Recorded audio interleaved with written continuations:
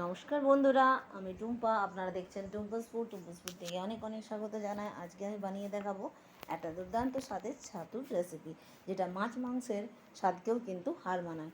আপনি যদি এরকমভাবে ছাতুর রেসিপিটা বানিয়ে থাকেন তাহলে কিন্তু এক থালা ভাত নিমেষেই শেষ হয়ে যাবে।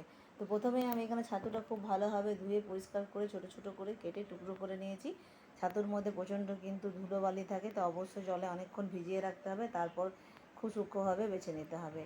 তো দুটো আলু আমি এখানে বড় বড় সাইজে নিয়েছি, কেটে ছোটো টুকরো করে নিয়েছি। আর নিয়েছি আদা, রসুন, পেঁয়াজ, হলুদের গুঁড়ো, কাঁচা লঙ্কা, গোটা গরম মশলা, ধনে গুঁড়ো, জিরে গুঁড়ো আর একটু গোটা গোলমরিচের গুঁড়ো।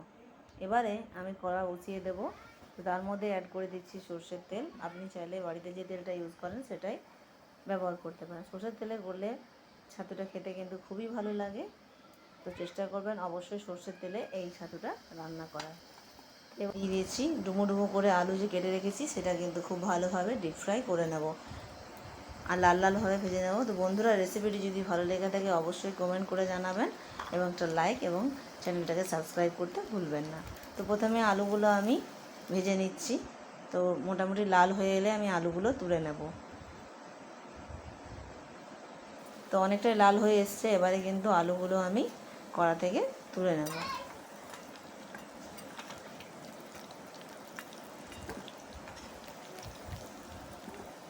আর এই তেলের মধ্যেই কিন্তু আমি মশলাটা ভেজে নেব। আপনার মনে হয় যদি আরও কিছুটা পরিমাণ তেল অ্যাড করতে হবে তাহলে আপনি করতে পারেন। এবারে আমি দিয়ে দিচ্ছি গোটা গরম মশলা, শুকনো লঙ্কা, দারচিনি, লবঙ্গ, এলাচ, একটা তেজপাতা।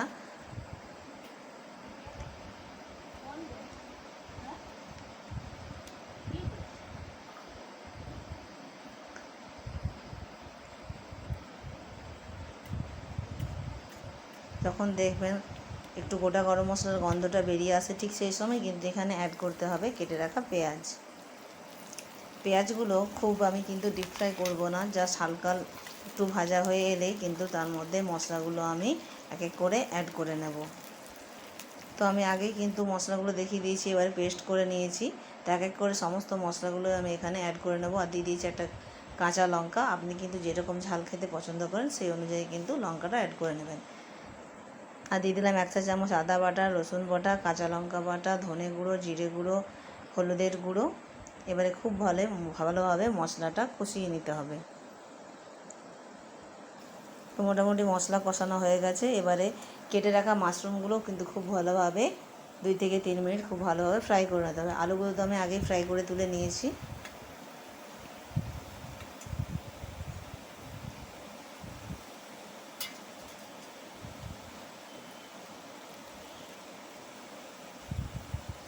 আর দিয়ে দিচ্ছি পরিমাণ মতো লবণ।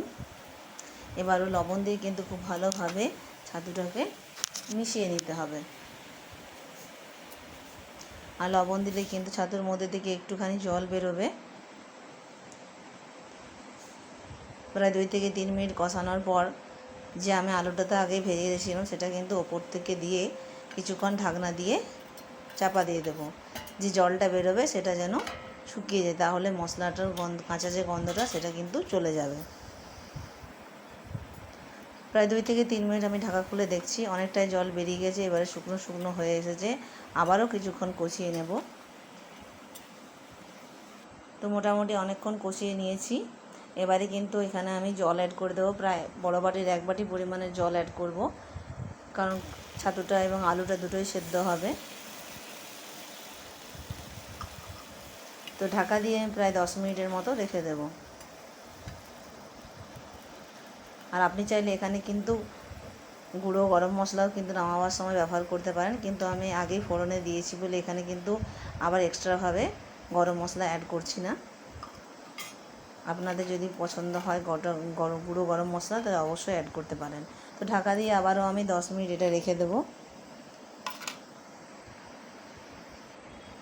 প্রায় 10 মিনিট পর আমি ঢাকা খুলে দেখছি জলটা অনেকটাই শুকিয়ে গেছে এবং আলুগুলো সেদ্ধ হয়ে গেছে, এবং 2-একটু আলুও কিন্তু আমি ভেঙে নিচ্ছি। আপনি চাইলে এর থেকে ঝোলও করতে পারেন কিংবা মাখা মাখা, আপনার যেরকম পছন্দ কিন্তু সেই হিসাবেই বানিয়ে নিতে পারেন। তো আমি এখানে বেশ একটু হালকা থকথকে হিসেবে বানিয়েছি। এটা খেতে কিন্তু দারুণ লাগে, একতলা ভাত কিন্তু একদম নিমেষেই উড়ে যাবে। তো অবশ্যই একবার রেসিপিটি বাড়িতে ট্রাই করবেন, আশা করি খুবই ভালো লাগবে। ভালো লাগলে লাইক কমেন্ট শেয়ার করতে ভুলবেন না। তো বন্ধুরা, আবারও দেখা হবে নতুন একটি ভিডিও নিয়ে।